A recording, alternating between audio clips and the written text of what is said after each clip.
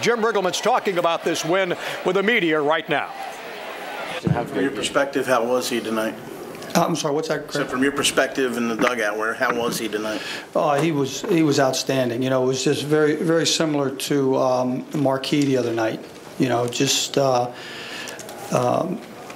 really outstanding and good defense behind him. You know, real clean game. But you know, pitching controls what happens, and both pitchers were outstanding tonight. And we finally got a little break. You know, guys were taking some hits away from each club, and we got a little break and took advantage of it with some hits finally there. But Gorzelanny was just outstanding. He's been pitching pretty well, especially his last 3 starts, but doesn't have a win, you know, to show for it. How much do you think this game means to him to be able to dominate that way? Yeah, you know, that's the idea, is to get the W's, you know, and all the other stuff is interesting, but, you know, you're trying to get the W's, and he's earned a couple and just couldn't, we couldn't get them for him. You know, he came out of a couple games with a lead, I believe, and, you know, it just didn't happen for him. As good as our bullpen has been, he happened to be the guy in there, the starter, the night that we gave it up, but, you know, it's just a great performance, and just really happy with the way he threw. Talking about before the game, about how pitching has kind of given you confidence. Even when Bumgarner's doing what he's doing in the early innings, was there a sense in the dugout that, you know, we'll find a way to get back in this game where we're in? Yeah, you know, it felt a little bit like when Marquis was pitching the other night. It just felt like, you know, we've got a good chance to hold the other club down tonight, you know, but. You know, they're a bunch of professional hitters. They're the world champions, so you know they're going to break out sooner or later. And Ankiel made a great play. Jerry made a great play. And Ramos did a great job behind the plate. You know, a lot of good things happened out there. Bixler did a nice job at third base, and Gores was the story, though. Sure, you probably felt at some point like the defense was going to settle down, but how nice is it to see guys making some plays out there, taking some hits away, and winning some low-scoring games?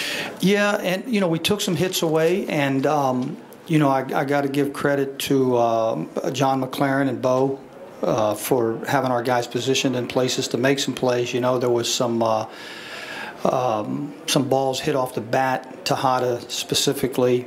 I thought that ball was going to be a hit immediately. A couple balls in the infield that John had the guys playing where we needed them to play, made some plays, and you know, it all fell in sync tonight.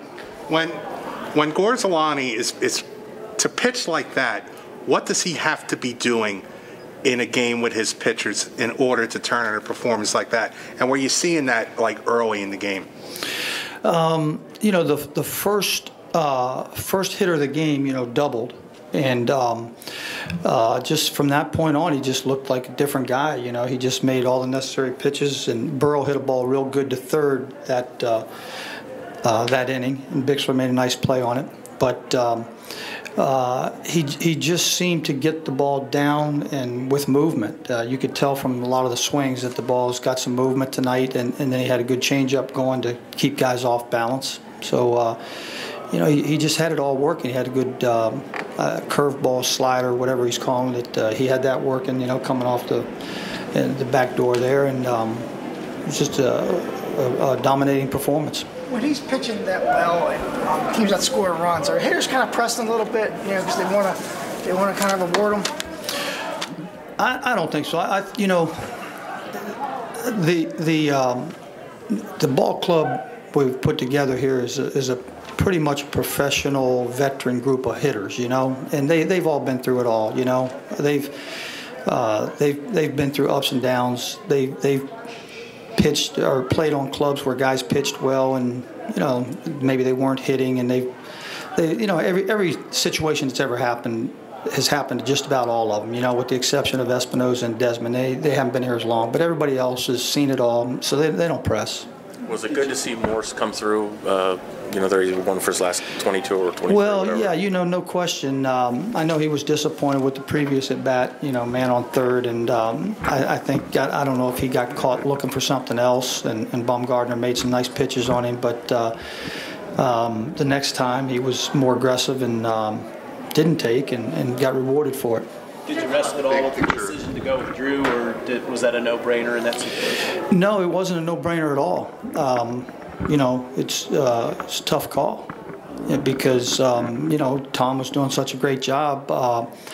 If we had scored one more run, I would have let him go back out there. But, you know, with all the right-handers coming up, I just felt that if anybody gets on, I'm going to have to take him out. So let's just let Drew go ahead and start the inning.